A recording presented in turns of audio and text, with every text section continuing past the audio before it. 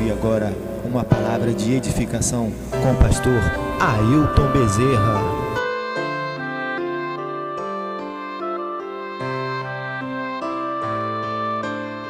Primeira Tessalonicenses, capítulo 2, versículo 18. Por isso quisemos ir até vós, pelo menos eu, Paulo, não somente uma vez, mas duas. Contudo, Satanás nos barrou o caminho. Eu vou repetir esse texto da palavra de Deus. Por isso quisemos ir até vós, pelo menos eu, Paulo, não somente uma vez, mas duas. Contudo, Satanás nos barrou o caminho. O tema da palavra é: porque Satanás quer parar você. Qual o motivo, qual é as circunstâncias, ou quais são os motivos pelos quais Satanás quer parar você? Aqui na minha introdução, antes de explicar o texto que lemos, porque alguma Bíblia, alguma versão está escrito assim: Satanás nos impediu, não é assim? Quem está assim na Bíblia? Está vendo aí? Então eu vou te explicar o texto, porque todo texto tem contexto, e a palavra tem que ser pregada com fidelidade. Mas antes, deixa eu te falar aqui uma coisa.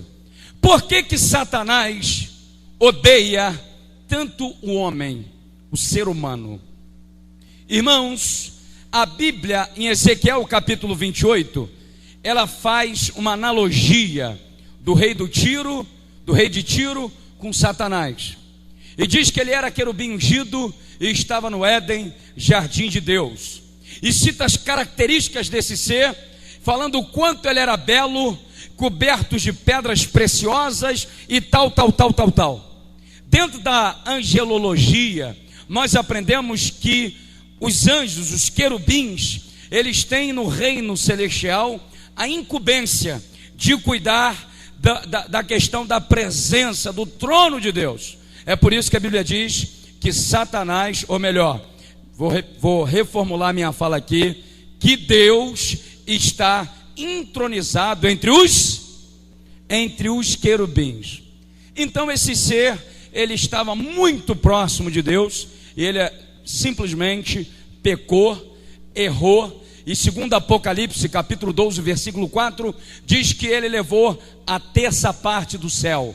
E diz Ezequiel capítulo 28, que na multidão dos seus comércios, ele influenciou muita gente, ou seja, influenciou os anjos eleitos, e os anjos que decaíram, ou que caíram, e que se tornaram demônios. E com isso vem o ser humano adorar o único que é Deus e Criador dos céus e da terra. Não adorar por obrigação, não adorar porque tem uma pistola cromada do céu na tua cabeça, dizendo: meu filho, vai para a igreja que tu és obrigado. Não, adorar porque você escolhe ou sabe escolher a melhor parte. Então isso enfurece esse ser, e ele, além disso, ele sabe que ele era um ser perfeito, e ele errou, pecou, e Deus então diz a Bíblia declara que Deus fez o homem à sua imagem, sendo assim, o homem é a coroa da criação de Deus. A partir daí o ser chamado diabo, segundo Apocalipse 12, ele é lançado por terra com grande ira e cólera. E diz Apocalipse 12, a partir do versículo 7, que houve peleja no céu. Arcanjo Miguel e seus anjos pelejaram contra o dragão, a antiga serpente, o diabolos, que é o adversário do homem. E ele então foi lançado por terra. E diz o texto: ai do céu, ou melhor, ai da terra, ai do mar, por causa de Satanás, que desceu até vós, cheio de ira e grande cólera. E aí a Bíblia fala em João 10:10 que o Apolion, a palavra lá, ladrão, é a palavra grega o Apolion, o destruidor, que é uma das características desse ser. Diz a Bíblia que ele veio matar, roubar e destruir. Essa é a obra tríplice de Satanás. E ele então queria parar o apóstolo Paulo. E não se assusta não, ele está querendo parar você. Ele está querendo parar a sua família. Ele está querendo parar a sua vida espiritual. Ele está querendo parar a igreja. Mas eu quero declarar aqui para a igreja que ele está repreendido no nome daquele que tem poder no céu e na terra, no nome de Jesus. E se ele tem preparado alguma coisa para a tua vida, no nome do Senhor Jesus, eu quero declarar na autoridade da palavra e na autoridade do Espírito Santo. Isaías 54:17: toda arma forjada contra ti não prosperará, e toda língua que se levantar em juízo contra ti, o Senhor a condenará. Já vai, meu irmão, receba essa palavra no nome de Jesus. Amém? Amém. Então vamos ao texto. Diz o texto que Paulo queria ir para a cidade de Tessalônica e Satanás o barrou no caminho. Meus irmãos, ou na outra versão da revista e corrigida, diz que o impediu. Paulo esteve em Tessalônica na segunda viagem missionária e logo ao chegar pregava a palavra de Deus nas sinagogas. Em todas as sinagogas Paulo ia e pregava a palavra de Deus como costume judaico. E estando lá, muita gente começa a ouvir Paulo, ouvir a palavra de Deus e ter um encontro com Deus através da instrumentalidade do apóstolo Paulo. Com isso, os judeus ficam com inveja. Já tinha uma multidão seguindo a Cristo através do ministério de Paulo. E aí os judeus com inveja, porque religioso sempre é invejoso. Diga para o seu irmão, religioso sempre é invejoso. Religioso, meu irmão, e está lotado disso na igreja. Na igreja evangélica, está lotado. Sabe? Religioso sempre é invejoso. Religioso sempre é crítico. Religioso nunca quer ver nada dar certo. Religioso só teoriza e não faz nada. E o reino de Deus não é um reino de teoria, é um reino de atitude. Então, escuta aqui, a Bíblia relata que Paulo, então, ele está pregando, os judeus se juntam por inveja e chegaram à casa de Jason. Está em Atos capítulo 17. Chamaram, olha o religioso, chamou a vagabundagem da Tessalônica. Pegou a malandragem da Tessalônica, o pessoal de lá, os vagabundos, a Bíblia fala malandragem, e levou para dar um susto no apóstolo Paulo. Olha que coisa. Os religiosos que diziam seguir a Deus, arrumaram vagabundo para parar o ministério de Paulo. Aí a Bíblia diz que Jason pega Paulo e esconde dentro da casa dele. E aí os caras vêm e são informados, porque sempre tem fofoqueiro, a gente já sabe disso. E alguém diz assim, olha aí, ó, está escondido na casa de Jason. E aí a malandragem vem para prender Paulo. Só que Paulo, ó, pá, já tinha dado no pé. Aí a Bíblia diz que os judeus não conformados foram à autoridade. E o Império Romano estava preocupado, porque eles vieram dizendo que Paulo estava pregando o nome de um novo rei, e o nome dele era Jesus. Então Jason é levado diante das autoridades para ser preso. E aí Jason paga fiança, e por causa que pagou a fiança foi mandado embora, e Paulo tinha ido para outro lugar. O apóstolo Paulo tentou voltar a essas cidades e sempre teve dificuldade, porque, meus irmãos, Satanás em todo tempo, ele quer para o homem, ele quer para a família, ele quer para a igreja. Caluniaram Paulo, caluniaram Jason, e Paulo foi embora daquela cidade e por muitas vezes tentou voltar, mas Satanás lhe barrou o caminho. Aí eu olhei na Bíblia, eu falei, poxa Deus, como é que é esse negócio? Satanás barrou o caminho de Paulo? Não estou entendendo esse texto. Satanás impediu Paulo. Eu falei, eu já vi no Antigo Testamento, lá no texto de Jó, que Satanás fez uma arruaça. Porém, foi permissão de Deus. Mas no Novo Testamento eu não vi esse negócio. E eu fui tentar entender o texto. E aí eu pesquisei o texto e eu descobri que a expressão barrou ou impediu pode significar pelo menos 4 coisas. Primeira, obstrução de uma estrada para torná-la intransitável.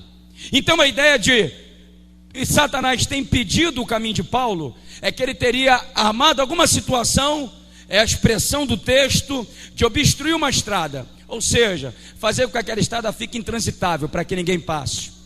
A outra ideia, uma ruptura nas linhas do inimigo, e aí já é uma metáfora militar, né? Então a armação é que houve uma ruptura na linha de frente, soldados saíram. E ali então o inimigo prevaleceu e barrou.